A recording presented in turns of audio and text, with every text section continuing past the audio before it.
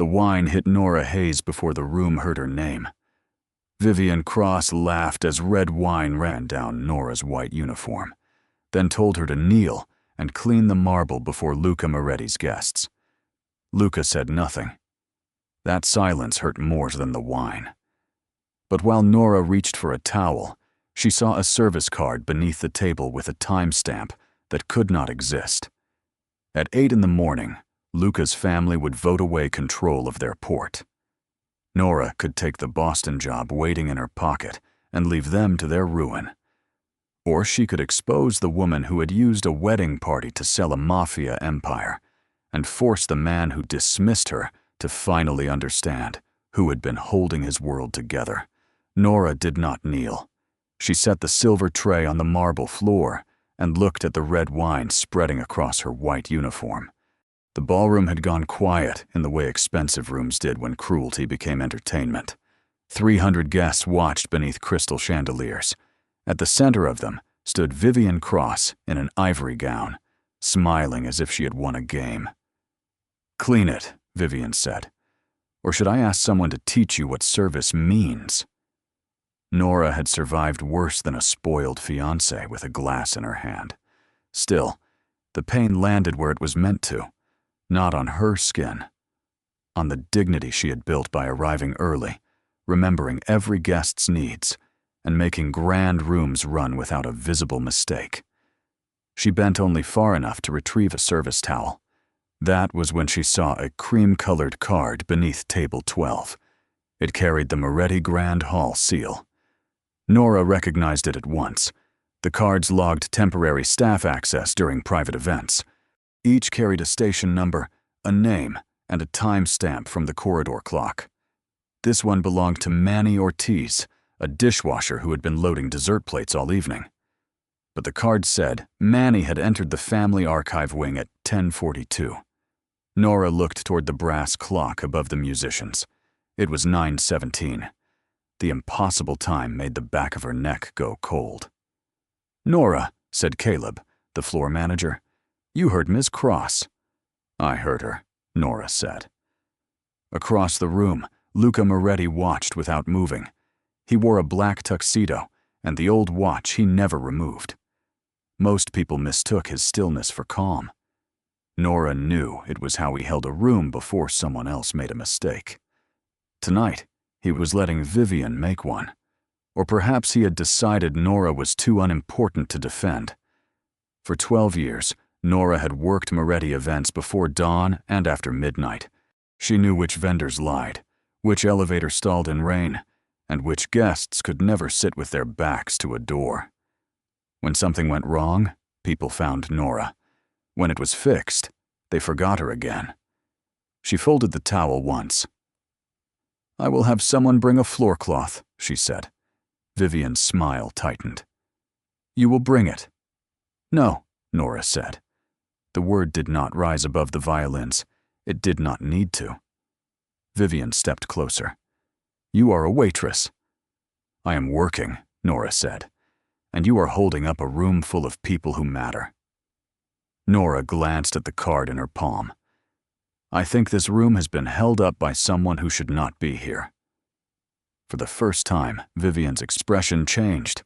Her eyes moved to Nora's closed hand, then to the corridor behind the stage. Luca noticed it too. "What is that?" he asked. His voice reached the farthest table without becoming loud. "It is a service card," Nora said. Caleb gave a nervous laugh. "That is nothing." Nora turned the card over. "The clock says Manny Ortiz entered the archive wing at 10:42. Caleb frowned. "It is 9:17. "Yes," Nora said. Vivian looked at Luca with a brittle smile. "Are we interrupting our engagement party because a waitress cannot read a stamp?" Nora could have handed the card to Luca and let him decide whether it mattered. But someone had used Manny's name to cross a secure corridor before it was supposed to open. If Vivian was involved, handing it over too quickly would warn her. Nora slipped the card into her apron pocket. "I can read it," she said. "I also know the corridor clock was serviced this morning. and no card should show a time later than the ballroom clock. Luca's eyes stayed on her face. How do you know the clock was serviced? Because I signed for the technician when your office was closed. The laughter stopped. Vivian lifted a champagne flute from a passing tray. You remember tedious details, she said. That must make your life feel important. Nora looked at the wine drying along Vivian's glove. It keeps other people's lives from becoming complicated. Then Nora walked through the service door. Manny was stacking dessert forks with hands that moved too fast. He was 22 and new to the hall. When he saw Nora, his face went pale.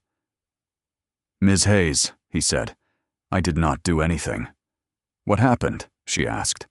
A lady told me to take a tray to the archive door. Which lady?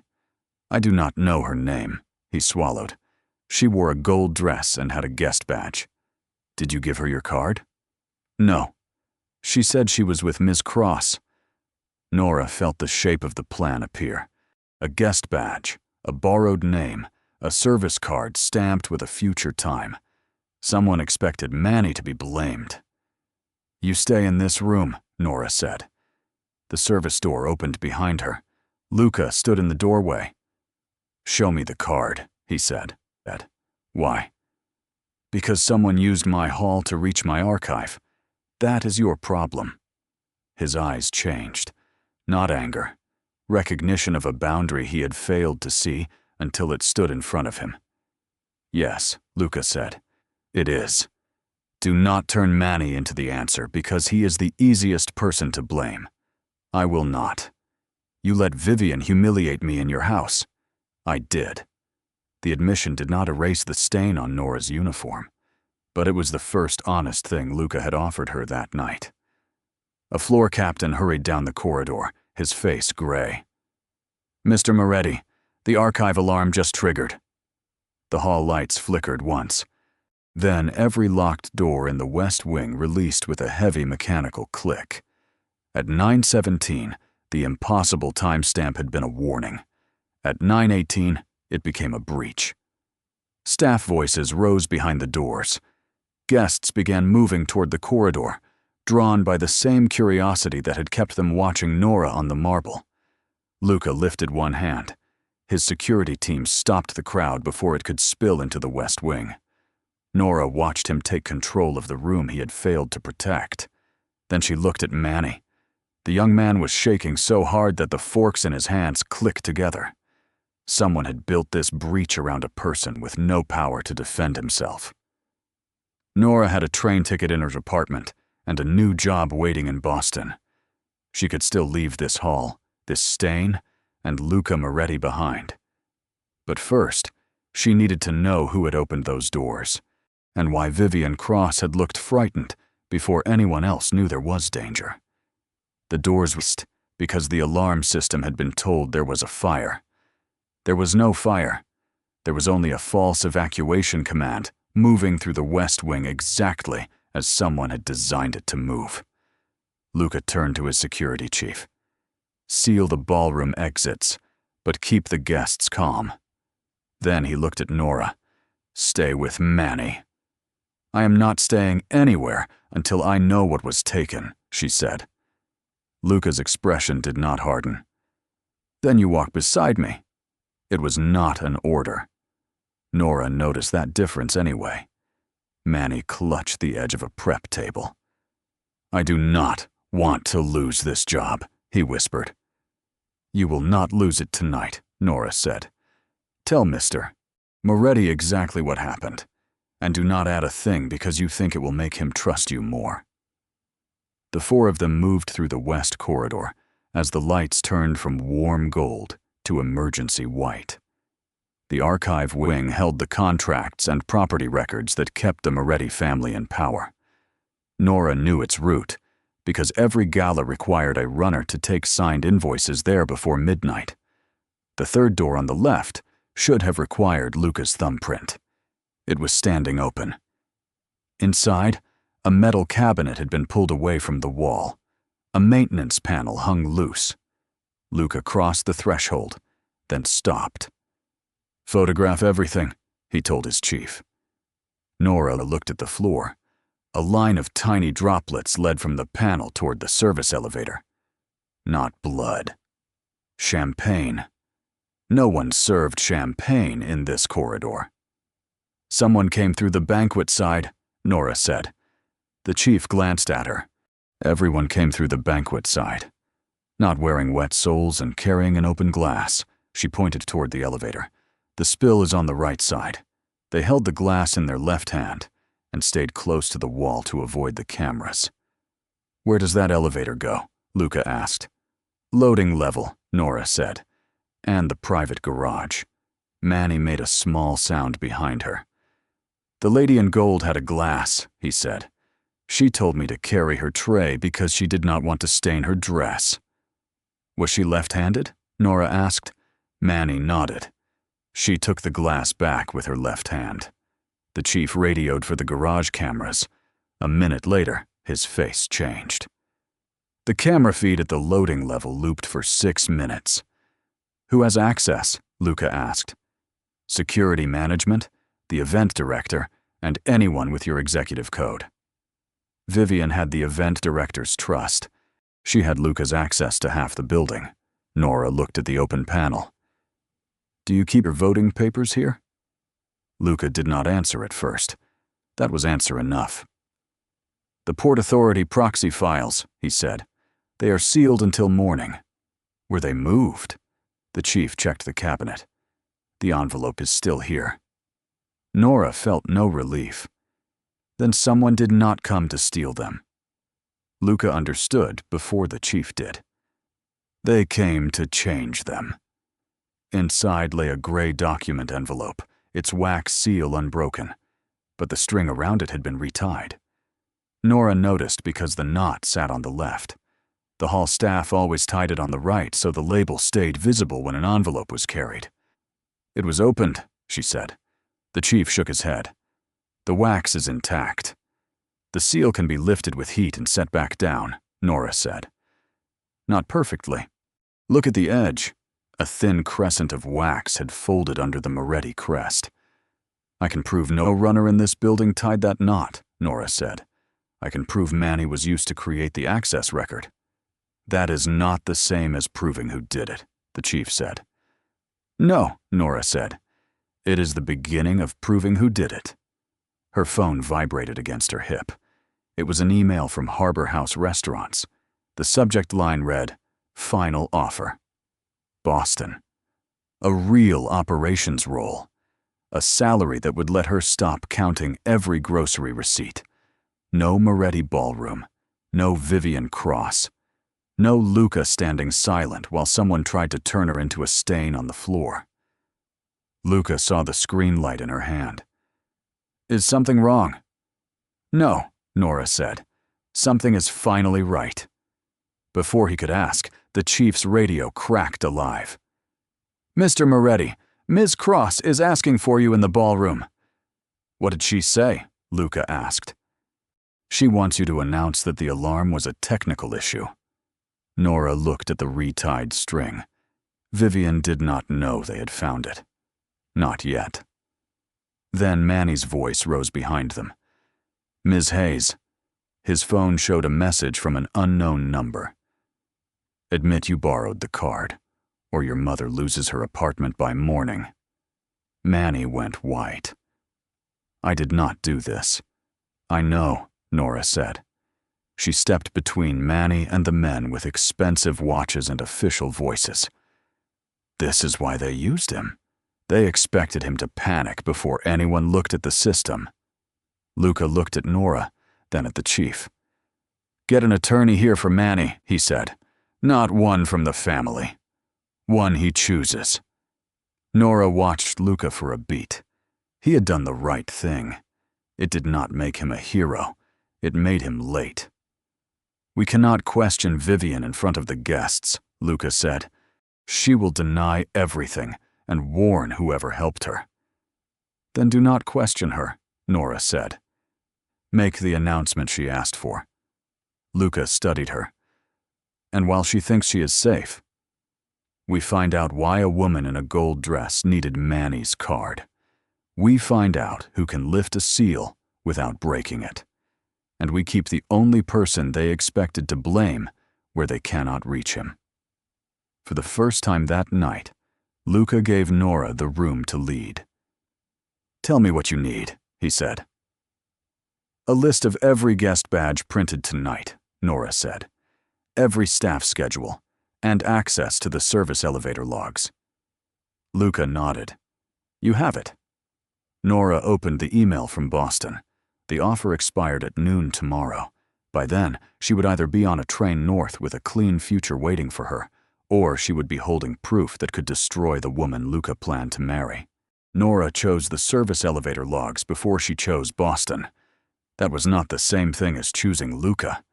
She reminded herself of that as the security chief led her to the operations office above the loading level.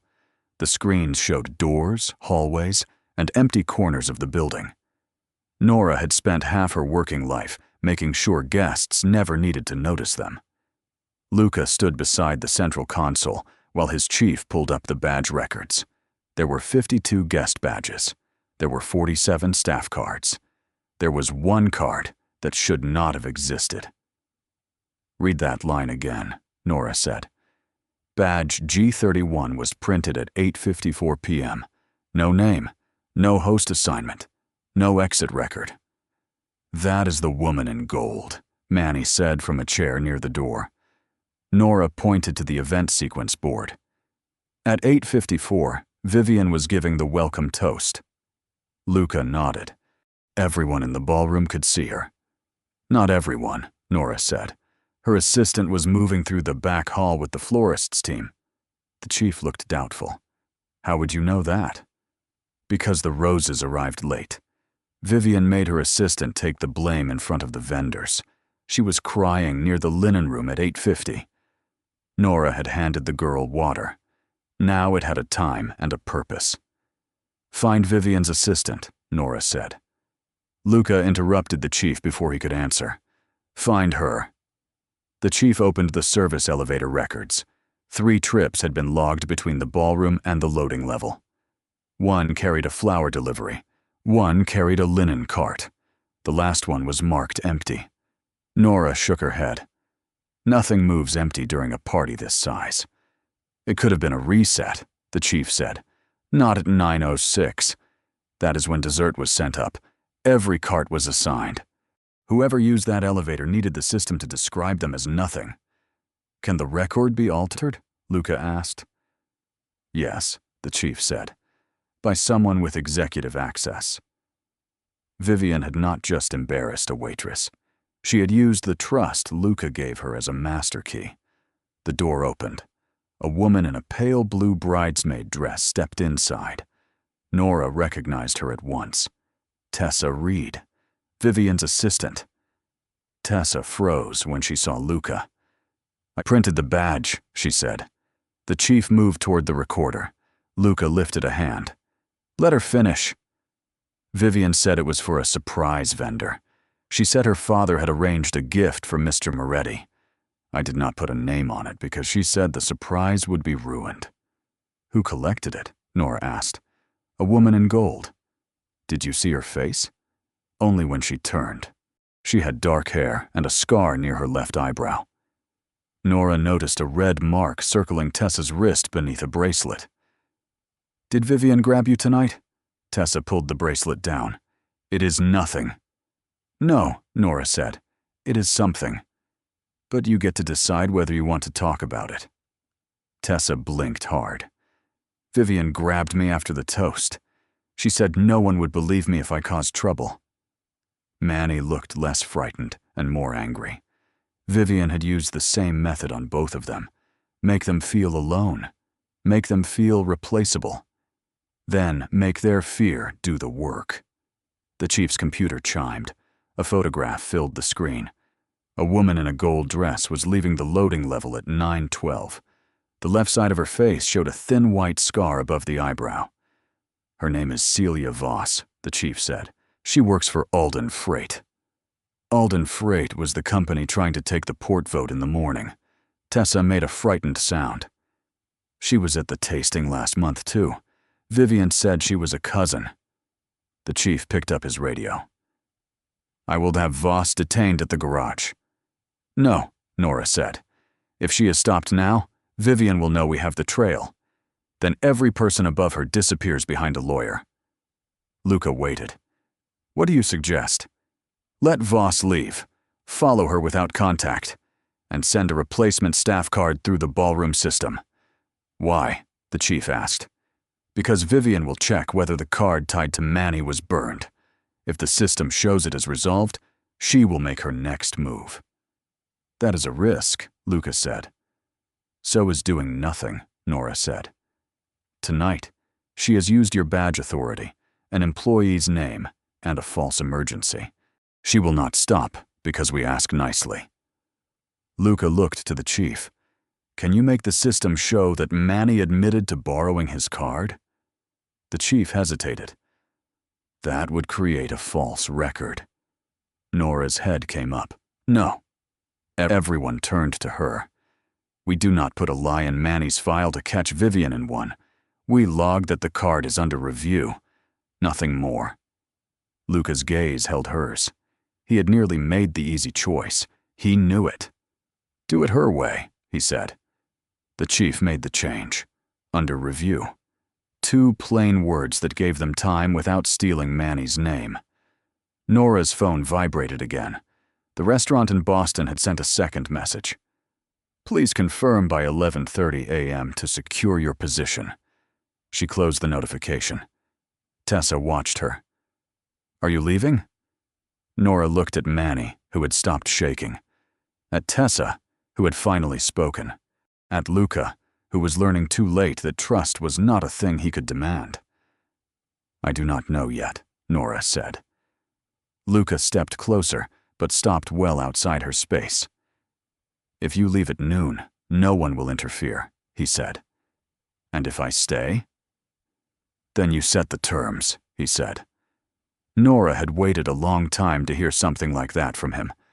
It was not enough to repair the past, but it was enough to make her hesitate before walking away. Then the chief's radio clicked. His voice changed as he listened. "Mr. Moretti," he said, "Vivian is in the ballroom. She just announced that someone stole the voting envelope, and she named Nora Hayes as the last person seen near the archive." The room went silent, because Vivian had chosen the one accusation designed to make Nora disappear. The accusation was already moving through the ballroom before Nora reached the doors. Guests formed a circle around the raised platform, where Vivian stood beside the engagement cake. Every face turned when Nora entered in her stained white uniform. Vivian looked relieved to see her. That was the first thing Nora noticed. It meant Vivian had expected her to run. "Mr. Moretti," Vivian said, loud enough for the room. The archive alarm began after Nora walked away from table 12. She was holding a service card. Now the voting envelope has been disturbed. A murmur moved across the marble. Vivian turned toward Nora with practiced sorrow. I know she was embarrassed, but that does not give her the right to hurt Luca's family. The lie was designed carefully. A humiliated waitress, a powerful family, a woman seeking revenge. It was cleaner than the truth. That was why it was dangerous. Luca stepped toward the platform. "Nothing has been established," he said. Vivian's eyes widened with perfect hurt. "Are you defending her?" "I am refusing to convict someone for being near a problem." Nora knew that was not enough. Luca could stop the crowd from tearing her apart. He could not give her back the authority Vivian had tried to steal. Only Nora could do that. She walked forward until she stood beneath the chandelier where the wine had hit her. "I was near the archive," Nora said, "and I found a card showing that someone used Manny Ortiz's name before the time on every clock in this building." Vivian gave a short laugh. "A card proves nothing." "No," Nora said. "One card starts a question." The security chief placed the card, sealed in a clear sleeve, in Nora's hand. She lifted it for the room to see. "Every temporary card is printed in the operations office. Everyone is issued to a named person. Everyone is checked against a station list before it can open a staff door. She looked toward the guests at table 12. This card records access to the archive wing at 10:42. The ballroom clock read 9:17 when I found it. A banker near the front frowned. Could the clock be wrong? No, Nora said. The clock was serviced this morning, and I signed for that technician. This record was made to look like someone else's mistake. Vivian's fingers tightened around her champagne glass. You are making this sound complicated because you want attention. Nora faced her. You made it complicated because simple lies do not survive a room that remembers how it works. The chief received a message on his phone. Celia Voss had reached the private garage. The surveillance team had followed her to a black sedan registered to Alden Freight. They had not stopped her. Vivian still believed her escape route was clean. Nora turned back to the ballroom. Mr. Moretti will not vote on any document from the archive until independent counsel examines the seal. Luca nodded. That is correct. Vivian's father stood from his table. A staff member cannot suspend a family vote. I cannot suspend it, Nora said. But I can explain why you should not trust what is inside that envelope. And why should anyone accept your explanation? Tessa stepped out from the service corridor. Her pale blue dress was hidden beneath a black coat. I printed the unnamed guest badge, she said. Vivian's head snapped toward her. Tessa, do not embarrass yourself. You told me it was for a surprise vendor. You said no one would believe me if I asked questions. The room shifted, not in Nora's favor yet, but away from Vivian. Vivian set down her glass. This girl made an error. She has been unreliable for months. Tessa flinched. Then she looked at Nora instead of Vivian. I was late because you sent me to fix the florist's invoice after you changed the table cards, she said. You told me the table cards mattered more than the guest list. Nora heard the phrase and understood. Which cards? She asked. The family tables. You moved the Alden guests closer to the service door. Nora turned to the chief. Bring me the original seating plan. He already had it on his tablet. Nora held it beside the revised plan. The staff route runs behind the east wall, she said. Tonight, the Alden group was moved west. The people who would recognize Celia Voss were moved away from the service route. The banker looked at Vivian. She was at your table? She was a guest of my father's company, Vivian said. No, Nora said. She was assigned a badge with no host. That is not how an invited guest enters this hall. Luca's phone rang. He looked at the screen. The attorney is here, he said. For Manny. Good, Nora said. Then she faced the room again. Manny did not enter the archive. The system used his name because someone thought no one would ask what a dishwasher was doing at that door. Manny lifted his chin. I was loading dessert plates. The whole kitchen saw me. I never left my station. A cook called out from the far side of the ballroom. I saw him too. Then another server spoke, then a pastry chef. One by one, the people who made the party possible began saying what they had seen. They were not servants in Vivian's story anymore. They were witnesses. The chief's radio clicked again. Voss met with a man from Alden Freight at the garage, he said quietly. They transferred a document case. Our team photographed the exchange. Vivian heard enough to understand. Her gaze jumped to the doors. Luca's security team stood there, calm and unmoving. She could not run without making the room see why. This is what you wanted, Vivian said to Nora. You wanted him to look at you. Nora touched the edge of the card in her apron pocket. No, she said. I wanted to do my job without being asked to disappear. It was nearly 10 o'clock. The port vote would begin at 8 in the morning. The evidence was stronger, but not complete. Nora looked again at the original seating chart. Dessert service had been moved 10 minutes earlier. Only one person had the authority to change that time without calling the operations office. Vivian Cross. Vivian Cross had changed dessert service because she needed 10 minutes when no one would question movement near the service door. Nora saw the design at once. The earlier dessert created a rush in the kitchen. The rush pulled runners from the west corridor. The revised table plan kept Alden's people out of sight. The unnamed badge gave Celia Voss a way through the archive wing. Manny's stolen card gave them someone to blame afterward. It was not a collection of accidents.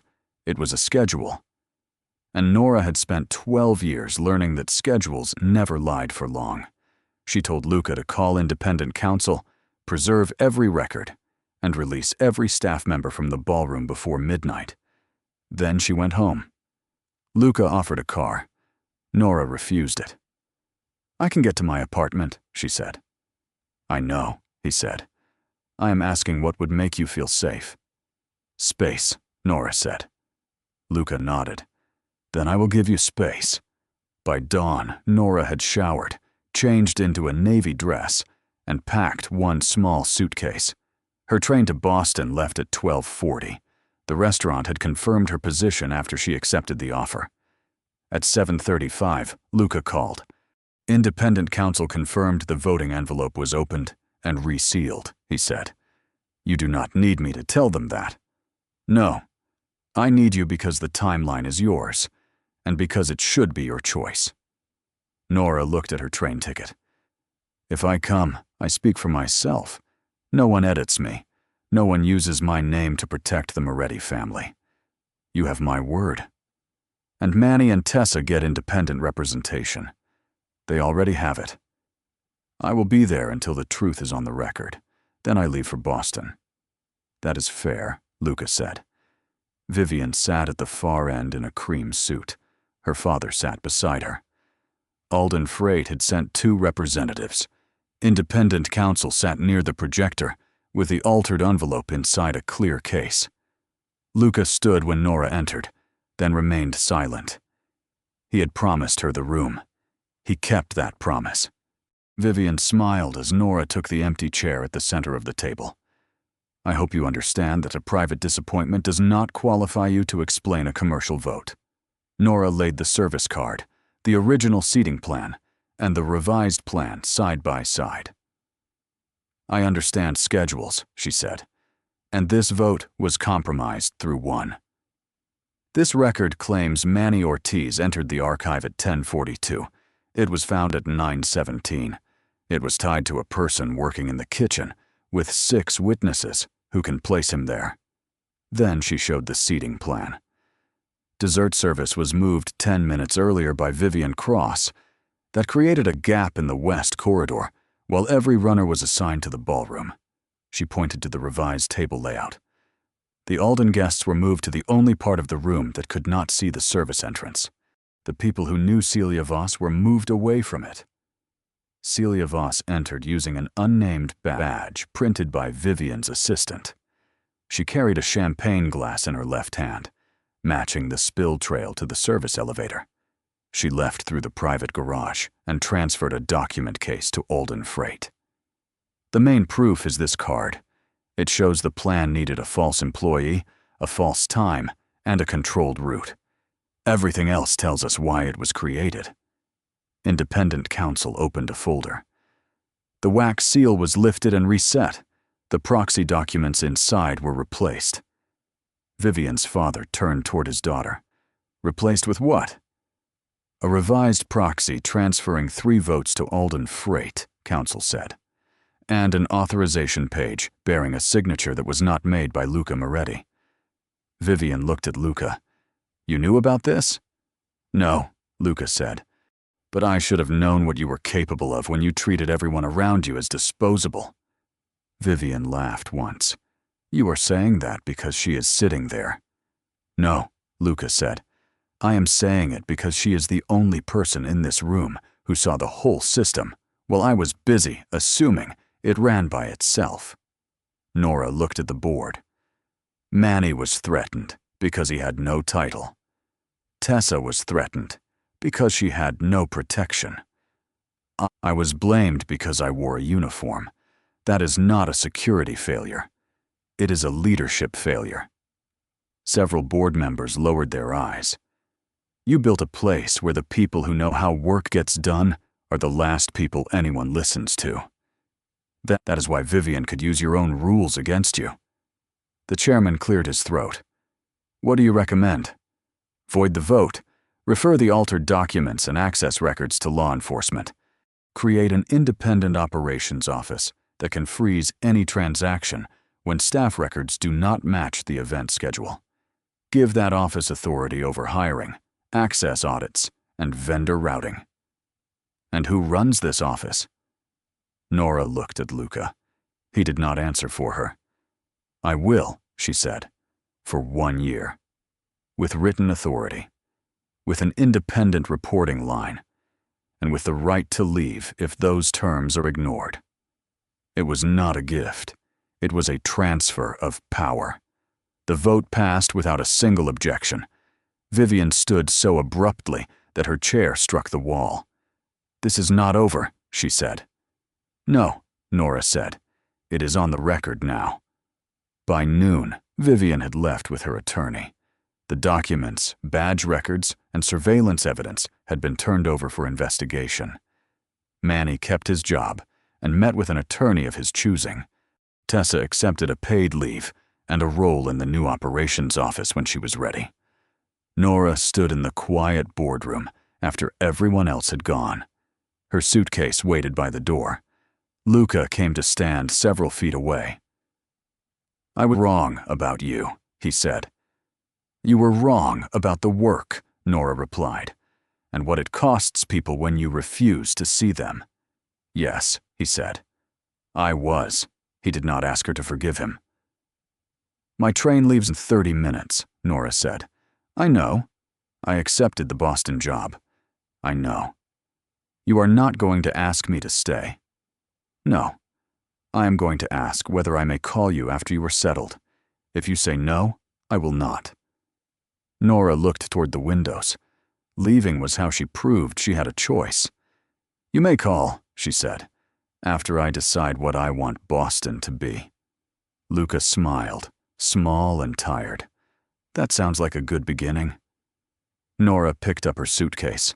The Moretti Grand Hall would still need her skill. Luca would still need to earn trust he had wasted. But neither need belonged to her anymore. She walked toward the station with a new contract in her bag and her own name on the future.